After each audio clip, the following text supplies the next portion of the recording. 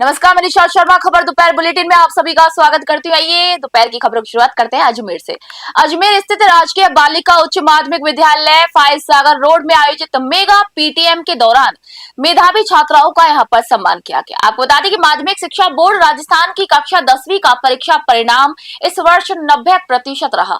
प्रधानाचार्य सीमा सोनी ने यहाँ पर कहा है कि कुल 66 छात्राओं में से 59 छात्राएं उत्तीर्ण हुई है, जिनमें 44 ने प्रथम श्रेणी प्राप्त किया है।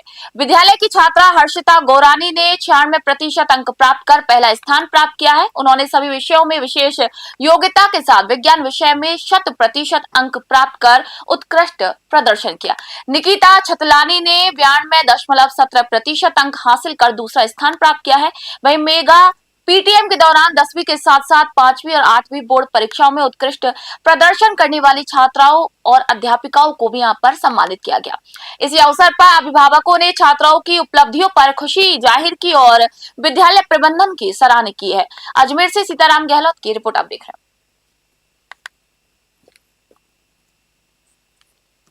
खबर श्रीगंगानगर से। रामनवमी के पावन पर्व पर श्रीगंगानगर जिले के लालगढ़ जाटान में गौ सेवकों और धर्म प्रेमियों द्वारा विशाल शोभा यात्रा का आयोजन किया गया। शिव गौ सदन से प्रारंभ हुई यह यात्रा गांव की मुख्य गलियों से होती हुई गौ चिकित्सालय तक पहुंची है। दो पहिया वाहनों के काफिले और जय श्री राम के गगनभेदी नारों से पूरा क्षेत्र भक्तिमय हो उठा। शोभा यात्रा के दौरान ग्रामीणों ने जगह जगह पुष्प वर्षा कर श्रद्धालुओं का भव्य स्वागत किया। आयोजन में बड़ी संख्या में युवा और ग्रामीणों ने हिस्सा लेकर आपसी भाईचारे और एकता का संदेश दिया। गौ सेवकों ने इस अवसर पर धर्म के प्रति अपनी अटूट आस्था को प्रकट किया, जिससे पूरे लालगढ़ जाटान की गलियां गुंजायमान रही। श्रीगंगानगर से विनोद खुड़िया की रिपोर्ट आप देख रहे हैं। खबर जोधपुर से। जोधपुर के पास धवा गांव में मुस्लिम समाज सुधार एवं विकास संस्था के चुनावों में आमीन खान ने एक बार फिर इतिहास रच दिया है। समाज के लोगों ने उनकी ईमानदारी और सेवा भाव पर अटूट विश्वास जताते हुए उन्हें लगातार 7वीं बार निर्विरोध अध्यक्ष चुना है। इस घोषणा के साथ ही पूरे क्षेत्र में खुशी की लहर दौड़ गई और समाज के गणमान्य लोगों ने आमीन खान का यहाँ पर फूल मालाओं के साथ भी भव्य स्वागत किया।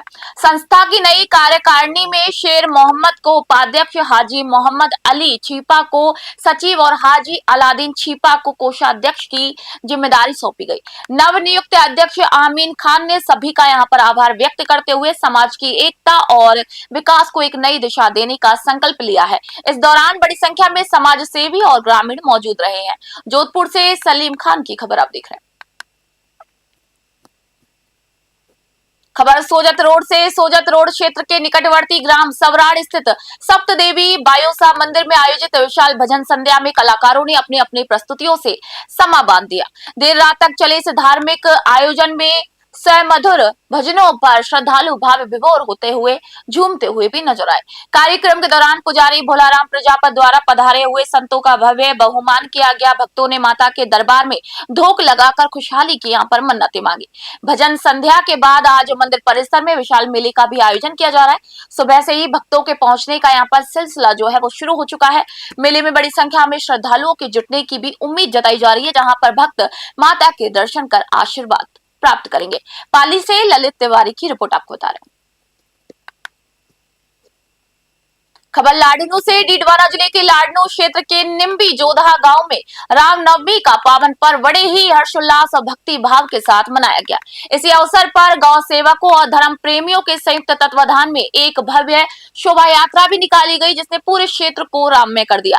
शोभा यात्रा का शुभारंभ कोयल चौराहे से हुआ, जहां गाजे बाजे के साथ निकली इस यात्रा में दोपहिया वाहनों का जो काफिला है और पैदल चलते हुए श्रद्धालु है वो जय श्री राम के गगनभेदी जयकारे लगाते हुए भी इस दौरान नजर आए। यह यात्रा गांव की मुख्य गलियों से गुजरते हुए प्राचीन वीर बालाजी मंदिर पहुंचकर संपन्न हुई। वहीं ग्रामीणों ने जगह जगह फूल बरसा कर इस शोभा यात्रा का आत्मीय स्वागत भी किया।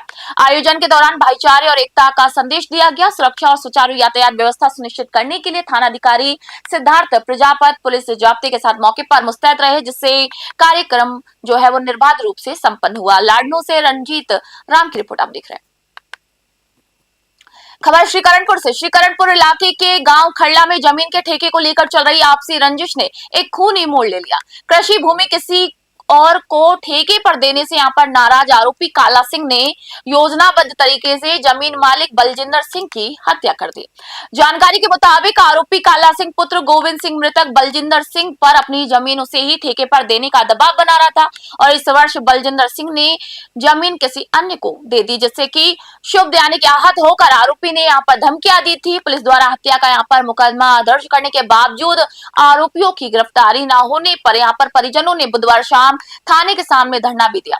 मौके पर पहुंचे डीएसपी पुष्पेंद्र सिंह ज्वाला और एसएचओ रजीराम सहारण ने परिजनों को निष्पक्ष जांच और त्वरित कार्रवाई का भी ठोस आश्वासन दिया है, जिसके बाद जो धरना है वो समाप्त हुआ। वही बुधवार शाम गमगीन माहौल में मृतक का अंतिम संस्कार किया गया।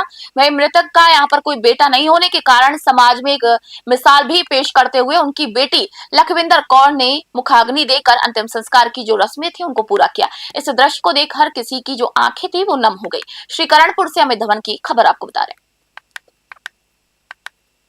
खबर मलारना स्टेशन से। मलारना स्टेशन क्षेत्र के दोनायाचा गांव में गुरुवार सुबह एक बड़ा विद्युत हादसा हो गया। यहां पर हाई टेंशन 11 केवी लाइन का तार टूट कर गिरने से एक गरीब किसान मतलूब पुत्र नुरुद्दीन की यहां पर करीब आधा बीघा गेहूं की कटी हुई फसल जलकर पूरी तरीके से नष्ट हो गई। घटना की सूचना मिलते ही पूर्व सरपंच इरफान खान ने मौके का मुआयना किया। वहीं उन्होंने बिजली विभाग की लापरवाही पर भी रोष व्यक्त करते हुए स्थानीय प्रशासन और संबंधित अधिकारियों से मांग की है कि पीड़ित किसान को हुए आर्थिक नुकसान का उचित सर्वे करवाकर जल्द से जल्द मुआवजा भी दिया जाए। मलारना स्टेशन से अब्दुल माहिर की खबर आप देख रहे हैं।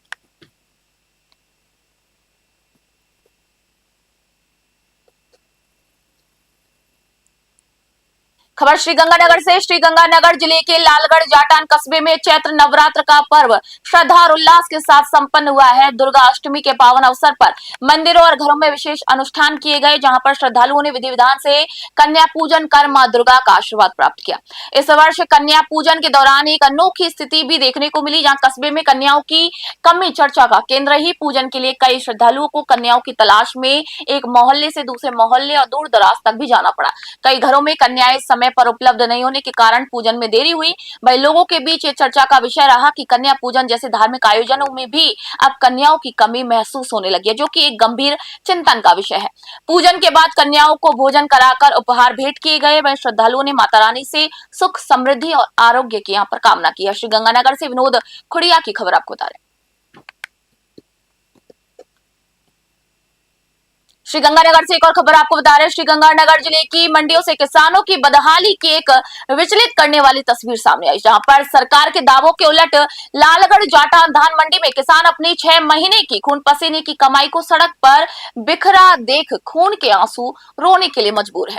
मंडी परिसर में अनाज को सुरक्षित रखने के लिए बनाए गए विशाल शेड किसानों के काम ही नहीं आ रहे।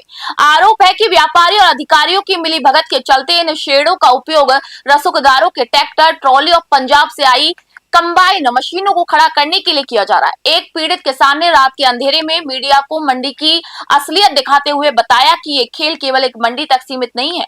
वही व्यापारियों के चहेतों को यहाँ पर लगातार प्राथमिकता दी जाती है, जबकि आम किसान को अपनी ही उपज सड़क पर डालने को मजबूर किया जाता है। किसानों ने मीडिया के माध्यम से सरकार को और उच्च अधिकारियों तक अपनी आवाज पहुंचाने की बात कही है। यहाँ पर वही उनकी मांग है कि शेड में अवैध कब्जे हटाकर तत्काल प्रभाव से किसानों की फसल को सुरक्षित स्थान यहाँ पर दिया जाए। श्रीगंगानगर से विनोद खुड़िया की ग्राउंड रिपोर्ट आपको बता रहे हैं। दोपहर की खबरों में फिलहाल इतना ही। नई अपडेट, नई जानकारी, नई नई चीजों के लिए देखते रहिए न्यूज़ 21। फिलहाल मैं निशा शर्मा आप सभी से इजाजत चाहूंगी।